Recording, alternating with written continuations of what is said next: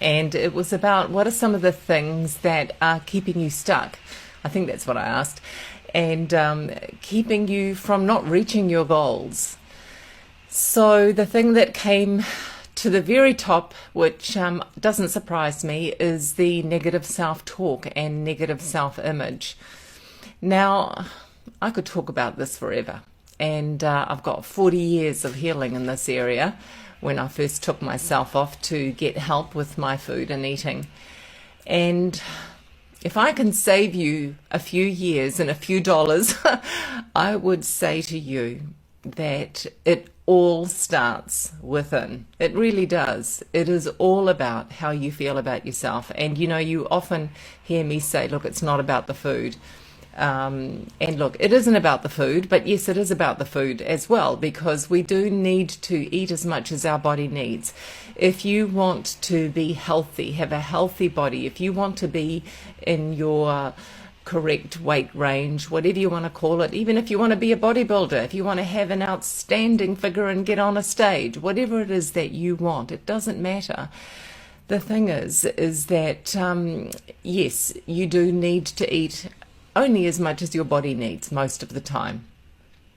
So in that case, yes, it is about the food, but is that what keeps us going? Is that what is the biggest problem? No, it's not, because I suppose if I was to ask all of you a question, and that question was, do you know how to lose weight? Have you lost weight in the past? Have you had healthy eating in the past and, reduce your size? I bet you most of you would say, yes, I know how to do it. I know how to do it too. We all know how to do it. The internet is full of it. And we've all tried one thing or another, and we've all lost weight that way. And we all know how to do it. The thing is that once it wears off, whatever it is, the new shiny thing or whatever it is, then we are still left with life. We are still left with the fact that life happens, pain comes, we feel hurt, we still have these beliefs about ourselves still inside, and those are the things that eventually lead us to the food. And plus, of course, there's bad habits that we've got to break. Let's face it, right? We've all got bad habits. I'm first to commit that, admit that. There you go. That's the word I wanted. Do they bother me now? No, they don't. But I also know that if I let bad habits go and let them go and let them go, then yeah, I could end up finding that those bad habits are getting bigger. So I know how to knock stuff on the head really quickly. It comes back to self-worth, self-respect, making the decision on how you want to live your life, making the decision that you want to be healthy, making the decision that you want to live this life, get to the end of your life and have no regrets. You make the decision that you're not going to waste any more time, that you're going to finally do this once and for all and make the commitment to stop using food to ease you in life. You make the commitment that you're going to be kind to yourself. You're going to be compassionate with yourself, so that if on some days they're not so good, let's say you have a day that's not great with food, then you make the decision that, okay, I've had not a great day. I didn't pick up the phone and ring someone and talk about it.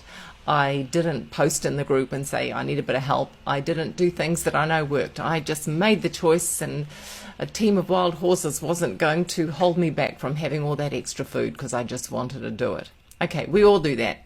However, I'm going to say to you that if that does happen, if that happened to you yesterday, what alternative have you got apart from to keep beating yourself up or let it go? Let it go. Work out why you did it and be compassionate with yourself. And if you need to do some work around why that pattern keeps repeating, then do it. But suffering over it and beating yourself up and hating on yourself and disrespecting your body even more isn't going to fix it. So the more you can get yourself out of suffering and put yourself into a place of gratitude and happiness and just going, I can do this, or reaching out. We all have to reach out to someone, right? It's okay if you have to reach out to someone and make the decision that today is going to be better. You've got to just have that desire, that self-will, that self-respect to give yourself the gift of life and do whatever you have to do to make the decision to not have that negative self-talk, to not have that negative self-image going, to do whatever you need to do to get that out of you. It's like peeling an onion, right? You keep peeling that onion and sometimes it hurts, but you've got to get to the core of things sometimes and then go, is that what's going on for me? Make the decision to work through it. It's not going to be as hard as you think. So often you think it's going to be like having a tooth pulled, but really, once it's pulled, it's gone. The pain's gone. But please make the decision to look at why this is happening. Look at why you have this repeating behavior, this repeating feeling that you're not good enough, that you're not lovable, whatever it is. There's something there.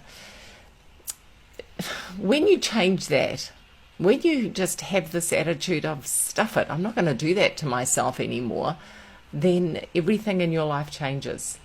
And it doesn't mean it's going to change overnight. I mean, how long have you been using food for comfort, right? It takes a while to break the pattern.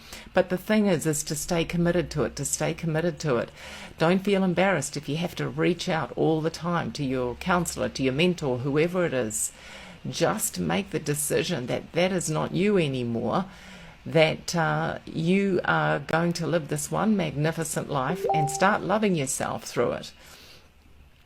Sometimes you've got to be tough. Sometimes you've got to put up some strong boundaries with other people. Sometimes you've got to say, sod it, you're not getting close to me. I'm working on myself right now. Have zero tolerance. Stop tolerating things that you're tolerating.